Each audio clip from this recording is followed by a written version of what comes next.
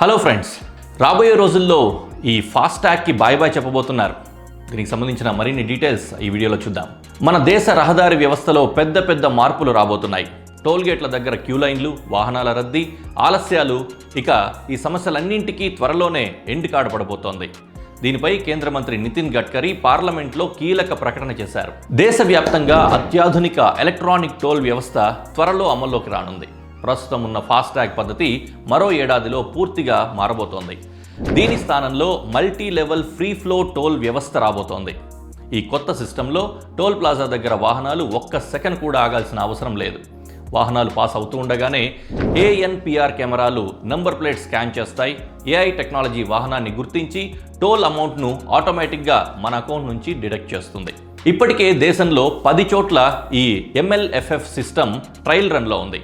వచ్చే ఏడాదిలోనే దేశవ్యాప్తంగా అమలు చేయాలని ప్రభుత్వం సిద్ధం చేస్తోంది.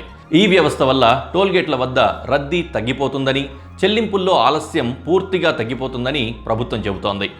అంతేకాకుండా దేశంలో 10 లక్షల కోట్ల విలువైన 4500 రహదారి ప్రాజెక్టులు ప్రస్తుతం వేగంగా కొనసాగుతున్నాయని మంత్రి నితిన్ గడ్కరీ లోక్సభలో వెల్లడించారు.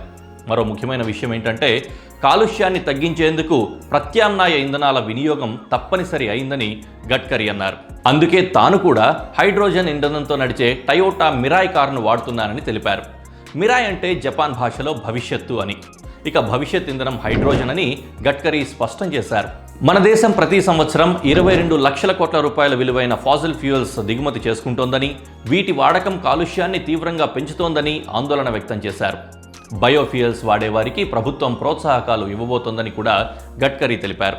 ఇక టోల్గేట్ల వద్ద లైన్లలో వెయిట్ చేయడం, ఫాసిల్ ఫ్యూయల్స్ పై ఆధారపడడం లాంటి సమస్యలన్నీ తగ్గే సమయం దగ్గర పడనుందన్నమాట. మరి ఈ సరికొత్త ఎలక్ట్రానిక్ టోల్ వ్యవస్థ మన ప్రయాణాన్ని ఎంతవరకు సులభతరం చేస్తుందో మరికొన్ని రోజుల్లో స్పష్టమవుతుంది.